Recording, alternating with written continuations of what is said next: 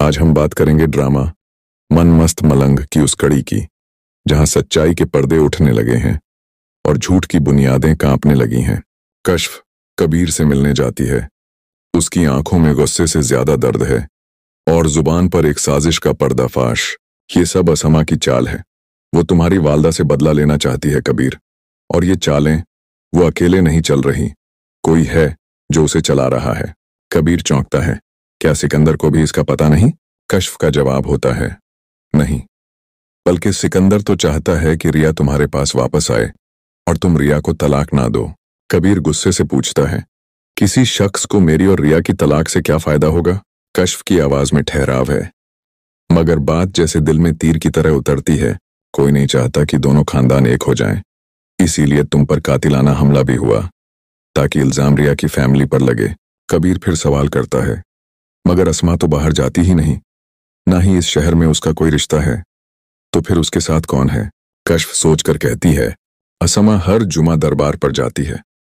मैंने और रिया ने उसे बहुत बार कहा कि हमारे साथ चले, मगर वो हर बार मना कर देती थी।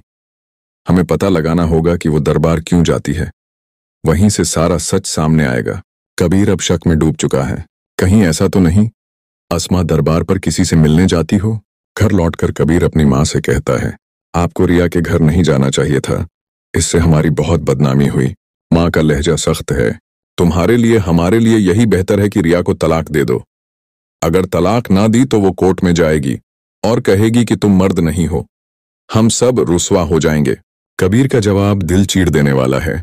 रिया ने जो कहा वो सच है। माँ और भाई मुबीन दहल जाते हैं। क्या तुम पागल हो गए हो? कबीर चीखता है, अगर हम मर्द होते तो सबसे पहले उस शख्स को कत्ल करते जिसके साथ असमा का चक्कर चल रहा था, मगर हमें तो ये भी नहीं मालूम वो शख्स है कौन। कबीर अब ठान चुका है, हमें उस गाड़ी का भी पता करना होगा जो रिया के अगवा में इस्तेमाल हुई, और उस शख्स को भी ढूंढना होगा जिसने मुझ पर हमला किया, और हम हर हाल में सच्चाई रिया के सामने लाएंगे। मैं किसी कीमत पर रिया को तलाक नहीं दूंगा। दूसरी तरफ कबीर की माँ मुबीन से कहती है, अगर रिया वापस भी आ जाए तो भी कबीर को उसे तलाक देनी होगी। वलीमे वाले दिन जो हुआ मैं कभी नहीं भूल सकती।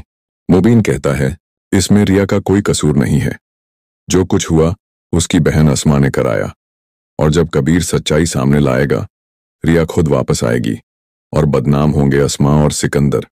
कश्फ एक बार फिर कबीर से मिलने जाती है। तुम्हारी भाभी की बहन मिन्नत शादी से एक दिन पहले रिया के घर गई थी और कहा था कि कबीर तुम्हें धोखा देगा, शादी के कुछ दिन बाद तलाक देगा।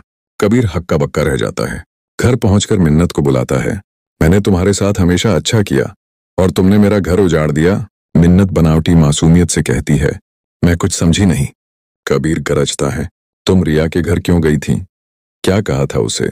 अब मिन्नत चालाकी से बोलती है, मुझे आपकी वालदा ने कहा था कि अगर मैंने ये ना किया तो वो मुझे और मेरी बहन को घर से निकाल देंगी। मैं मजबूर थी। अब कबीर अपने दोस्त यासिर को बुलाता है।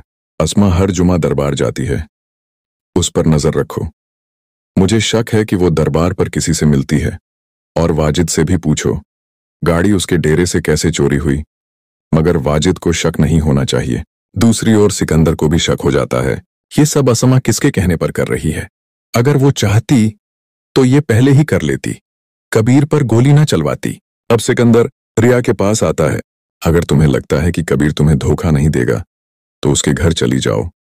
मुझे लगता है कबीर सच्चा इंसान है। अब सवाल यह है, क्या रिया को कबीर की सच्चाई नजर आ जाएगी?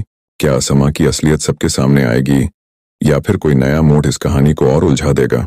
अपनी राय नीचे कमेंट में जरूर बताएं।